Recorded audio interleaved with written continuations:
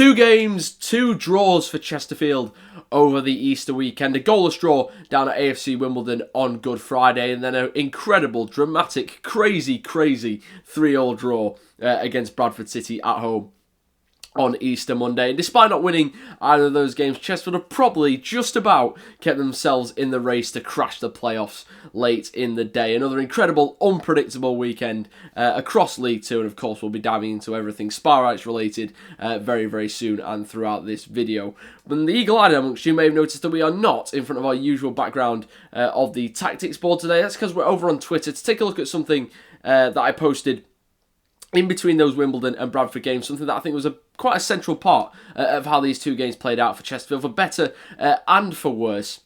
So I wanted to take a little bit more of a look at that. It does give me a great opportunity to kind of plug my other socials and other bits of work, kind of when I'm not able to get videos out on YouTube, or whether there's something that might work in a little bit more of a different format. I'll likely be over on Twitter or Blue Sky, or possibly even either Medium or TikTok as well. And of course, all of those relevant links will be down, as always, in the description below. Or of course, if you're just after the Twitter, you can see it on the screen and go and kind of give me a follow over there if you so wish, and if you enjoy this video, which we certainly hope that you do. But getting into it, before we actually move on to what is on screen, kind of taken from the AFC Wimbledon game, to kind of analyse all of this, we probably have to go right back to the heavy 4-0 defeat at Tranmere Rovers a few weeks ago, where Chesterfield really struggled, particularly in terms of kind of numerical overloads, particularly kind of originating from Tranmere's wing-backs, and particularly their right wing-back,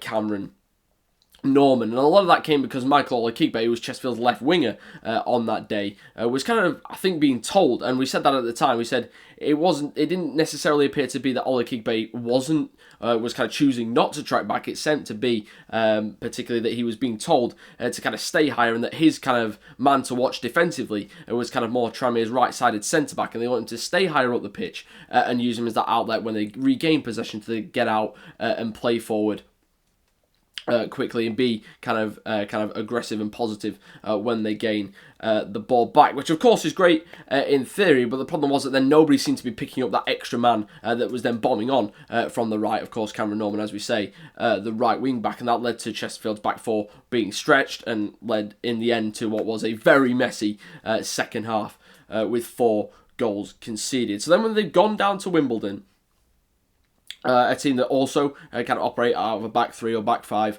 or however you want to term it, again playing Olakigbe operating out on that left-hand side.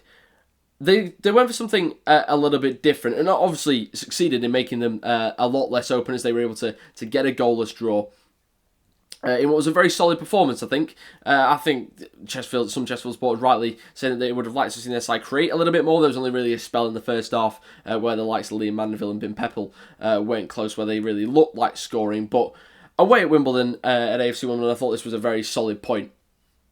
And this subtle change that we speak about here in these tweets below, I think was a pretty significant reason for that. Because if we just enlarge the screenshot there, hopefully I'm not obscuring this too much. I'll have a look back and hopefully not. What you can see, well, you can't quite see exactly who, because this was kind of the best I could do from the highlights available, is that Tom Naylor, kind of central midfielder, operating in a little bit more kind of like a 4-3-3 than a 4-2-3-1 within this kind of adjusted system, but definitely the left of those two kind of number 8s, the more advanced midfielders, if you like, is kind of dropping that little bit deeper on the defensive left, or Wimbledon's attacking right, and he is covering the right wing back out here, and that is basically, as is kind of explained in the tweet, making sure that Chesterfield have got the 5 men across the back line, and particularly here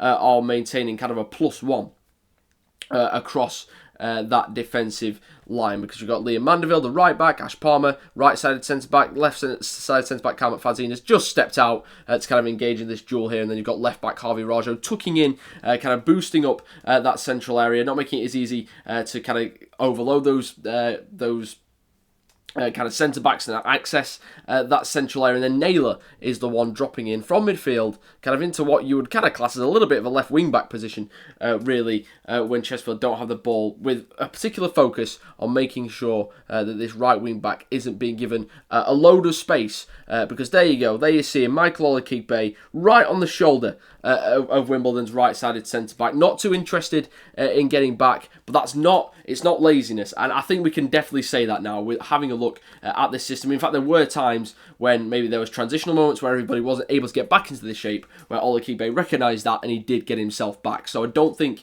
it's a choice, it's a tactical decision made by Paul Cook and the team at Chesterfield. I think this was a very interesting tactical switch. It's a way of making sure that, yes, you can keep Olakipe nice and high, get him there as that threat if Chesterfield can win this ball here, which I don't think they did in this example. I think it ended up being kind of a throwing out here for Wimbledon. If they can win that header, get the ball down, they've then got a nice ball over the top with Olakipe, probably their most direct player on this day. And Tom Naylor doing that little bit of kind of sacrificial defending, making sure that he keeps tabs on that right wing back is facilitating that. In terms of why Tom Naylor was chosen for this role, I think he's just kind of the best profile for it. Of course, being a midfielder, a defensive midfielder, at times even played at centre-back for Chesterfield this season. He has those kind of defensive instincts about him. But he's also a very willing box-to-box runner, as we spoke about, particularly after the Notts County game where he got in the box, crashed the box to score that vital winning goal. He's great and willing at getting up and down the pitch. I think that's why he's been chosen, because yes, he can get himself back, he's sensible, he's knowledgeable, he's capable of defending these areas, but then when they win the ball, he'll get forward and spring forward and carry out his abilities as kind of number 8 star midfielder that he is initially lining up at in this system. So it's kind of a little bit of a hybrid system and a little bit of a hybrid role for Tom Naylor in this Wimbledon game, which I thought was very, very interesting, and I think absolutely contributed to them being a lot less open than they were when they lined up in a bit of a similar look against Tranmere Rovers and were ultimately beaten by 4 goals 10-0. The big question then was, would they retain this going up against Bradford City in the following game? Of course, another side that tend to operate out of a back 3/back 5 again, however you choose to term it.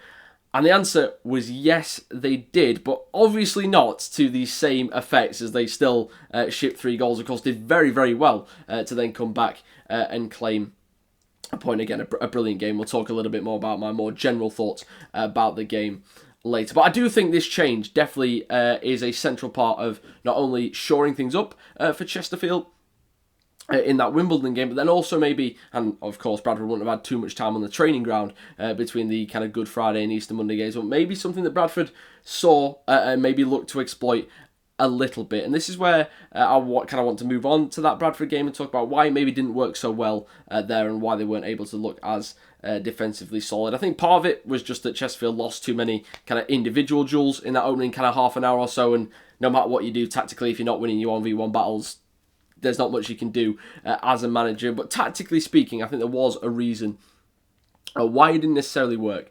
And I think a lot of it comes down to Alex Patterson. I hope I've got the name right. I'm doubting myself, but I'm sure it's Alex Patterson, the kind of central midfielder for Bradford, captain on the day, and part of the defensive midfield pivot, but he was the kind of the one within that pivot that was given the license to then push further forward, as you would expect, for example, Tom Naylor to do when he's playing in defensive midfield for Chesterfield. That one that's given the license to be that more box to box, to be that bit more adventurous, and that led us some questions of this system, particularly because they used him kind of on the kind of inside, kind of obviously going back to the Wimbledon screenshot, because I'm not going to screenshot to Bradford in his hand, but in that kind of space here that Naylor has vacated, because obviously he's dropping out of midfield, dropping kind of into the left side of the defensive line. There is then some space in there to exploit if you're an opponent, on this case Bradford City, and they absolutely did by giving Patterson the license to roam and bomb forward through this space. Now, that shouldn't necessarily be a problem for Chesterfield, because you have still got the 2 pivot players of Metcalf and Fleck, who should still, if they drop back and if they're able to track their runners, still give you, as you can see in this kind of screen grab from the Wimbledon game here, you've still got 1, 2, 3, 4, 5, 6, 7 bodies here for Chesterfield, and only 1, 2, 3, 4, 5. Hold on. 1, 2, 3, 4, 5, 6. There you go. Sorry, I realise it's not a greatest quality screenshot, but it's the best I could do. And you've still got a 7v6 advantage. The problem is that those two pivot players have got to track their midfield runners, or you lose that very quickly, and you give yourself that little bit more jeopardy at the back, and that's what was happening. John Fleck, particularly for the chance that Patterson had, his goal was a little bit different because it was a moment where Chesterfield lost the ball. They weren't quite in shape. I think kind of Naylor and Colclough had switched positions in an attacking sense, and it was all just a little bit messy. But particularly early on, Patterson had a really good chance to score in the opening couple of minutes, and that's kind of the best example of this. He just runs off Fleck, and immediately Chesterfield have lost that kind of extra bit of defensive security. And because you've not got a player that is maybe as capable as Naylor's getting up and down the pitch, in that bit of space there, Bradford were able to exploit it and got one goal, possibly even could have been two for Patterson in this game. So interesting from Bradford whether they were deliberately choosing to exploit that, having seen what Chesterfield had done on the Friday. I don't know whether it was just coincidence. Who knows? But it definitely worked for them in that first kind of half hour or so of the game, and then obviously, of course, Patterson coming out and scoring just after half time. So that's kind of the good and the bad of kind of what Chesterfield did, kind of the pros and the cons. In terms of whether there's something that Chesterfield could do to counteract this, if they do want to use this again going forward, I think there absolutely is. I think what you probably might do in hindsight is probably have, if you're playing again a side that are playing that midfield pivot, the likelihood is that one of them is going to be given that license to get forward and try and kind of push home and reinforce and not allow Chesterfield to have this numerical advantage at the back. What you possibly might look to do is have Metcalf kind of man marking that player that's looking to get that bit further forward, because we saw what an incredible kind of all action performance it was from him, getting himself his first goal for Chesterfield. He is a player that is capable of kind of getting round the pitch and keeping track of that player and making sure that player doesn't just run off him. So I wonder if that's something that you might look to do in hindsight. If that is kind of, again, looking to exploit the right-hand space, maybe you bring somebody like Darren Oldacre in instead of John Fleck, again, another more kind of creative-minded player, and then flip the two pivot players round, so it's Metcalf operating on the left, and then Oldacre, or if you choose to stick with Fleck, who I think might be left-footed, but we'll have to double-check that, on the right. Who knows? But that's basically to say that I do think that the logic of this little tweak, whilst it might be a little bit unorthodox, was sound from a Chesterfield perspective, but maybe it doesn't just need a little bit of tweaking to kind of make it absolutely, well, not bulletproof, because I don't think any system absolutely is in football, but to tighten it up a little bit, maybe to cover that space there, you get Metcalf kind of covering that space and looking to track kind of that more free midfielder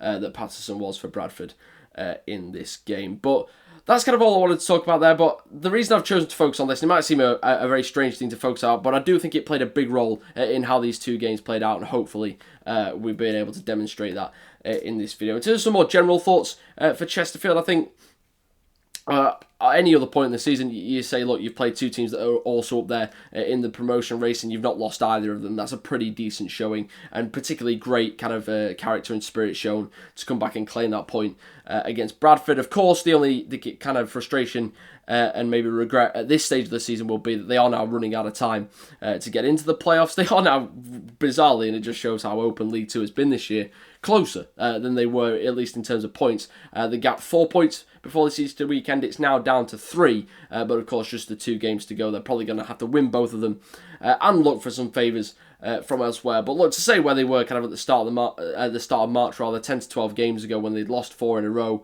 and they looked an absolute mile off the playoffs. The fact that if they win against Morecambe, of course already relegated from the Football League on Monday, if they win that game on Saturday, they go to Accrington Stanley knowing that they will at least have a slight chance of getting in the playoffs and having something to play for on the final day. So the fact that they've been able to take it so far, I think, is a very good achievement, particularly given the season they've had, and as you say, where they were just kind of 10 to 12 games ago. And as we say, 2 massive games now left in the season. Of course, we'll be looking forward to bringing you something looking ahead to those games. Hopefully starting with a preview of the Morecambe game later this week. And of course building up to that what could be a massive final day of the season at Accrington Stanley. But that is it for this video. If you have enjoyed it, as I say, something a little bit different, so some feedback on this style of video will be very much appreciated.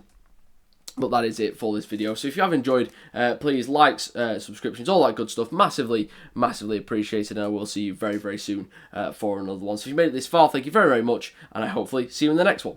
Cheers.